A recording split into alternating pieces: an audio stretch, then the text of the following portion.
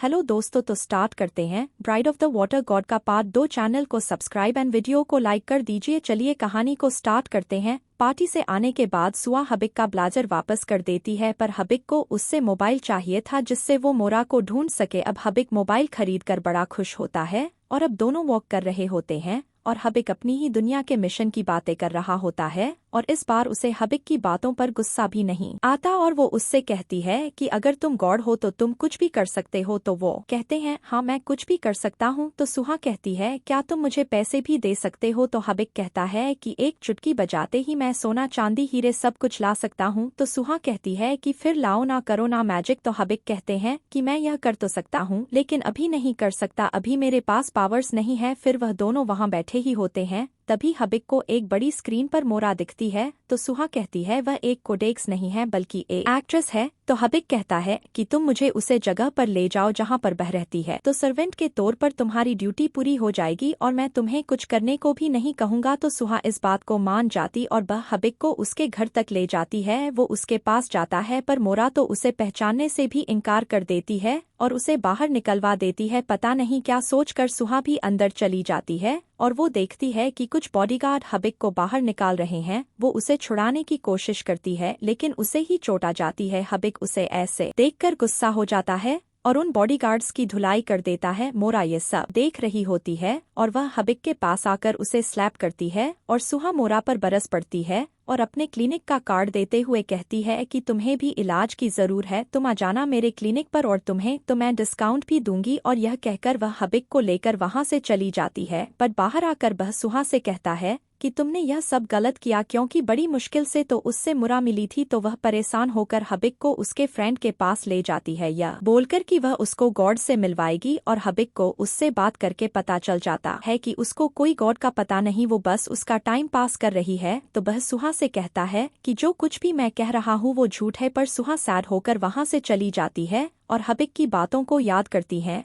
और तभी उसे कोई किडनैप करके उस बिल्डिंग के टेरी पर ले जाता है और उसे उस बिल्डिंग से नीचे गिरा देता है। नाम सूरी बिल्डिंग के नीचे ही होता है और वो हबिक को कॉल करके सब बता देता है और हबिक को खिड़की पर सुहा गिरती हुई दिखती है। वो बिना देरी किए उस खिड़की से छलांग लगाकर सुहा को बचाने जाता है और यहाँ पर उसकी पावर काम करने लगती है और वो सुहा को बचा लेता है और सुहा ये सब देखकर बेहोश हो जाती है। सुहा को होश आने पर यकीन ही नहीं होता है कि जो कुछ भी उसने थोड़ी देर पहले देखा वो सच था। वो घर जान के लिए निकल जाती है लेकिन वो कार भी ठीक से नहीं चला पाती और फिर हबिक खुद ही ड्राइविंग करके उसे घर तक छोड़ देता है। घर पे पहुंच के सुहा उसे से पूछती है कि क्या तुम सच में गॉड हो, कोई भूत तो नहीं हो। हबिक वहां से जाने लगता है। उसके बाद नाम सूरी गेट के अंदर हबिक को कर देता है और सुहा से कहता है तुम्हारे घर पर गॉड के कदम पड़े हैं, तुम जैसी लकी कोई नहीं होगा, अब तुम इन्हें अंदर से बाहर नहीं निकाल सकती हो। अब सुहा को ना चाहते हुए भी उन दोनों को अपने घर पर रखना पड़ता है और वह छत पर रहने के लिए बोल देती है जहां एक टूटा फूटा कमरा भी था। नेक्स्ट डे अब नाम सूरी और सुहा ब्रेकफास्ट करते हैं तो वो उसे अपने मिशन के बारे में बताता है कि वह यहाँ पर रह रहे कोड से स्टोन लेने के लिए आए हैं।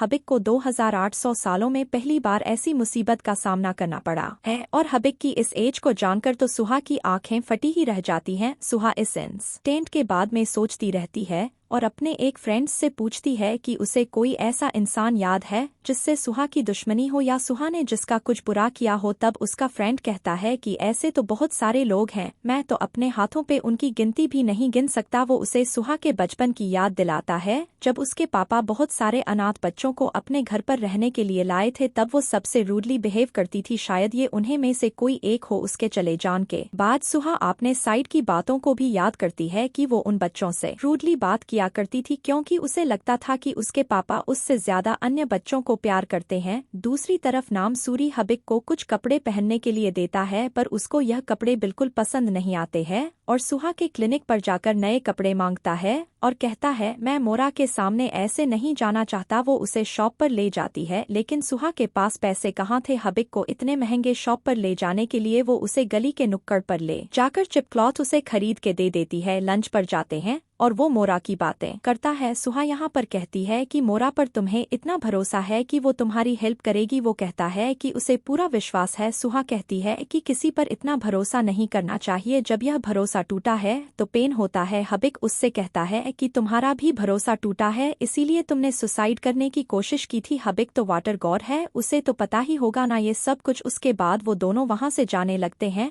हबिक को वहाँ पर एक आदमी दिखाई देता है। उसने उस आदमी को सुहा के घर के आसपास देखा था। उसके बाद हम मोरा को देखते हैं जो हबिक के आने की खबर उसे देती है, जिसका नाम है रयान और यह भी एक गॉड है। यहाँ पर सिंक एक रिसोर्ट बनवाना चाहता है और उसे सुहा की जमीन दिखती है और वह सुहा को प्रपोजल भेज देता है सुहा की जमीन खरीदने का, और वह इस डील को फिक्स करते हुए कहती है कि वह मार्केट प्राइस का 5 गुना पैसा लेगी, पर सिन कहता है कि वो तो उसे 7 गुना देने वाला था। सुहा उससे कहती है कि उसे ये जमीन नहीं बेचनी। दूसरी तरफ हबिक मोरा से मिलने जाता है, जहाँ पर मोरा उससे अकेले में बात करती है और उसे पहचान भी लेती है। तो दोस्तों, आगे की स्टोरी अगले पार्ट में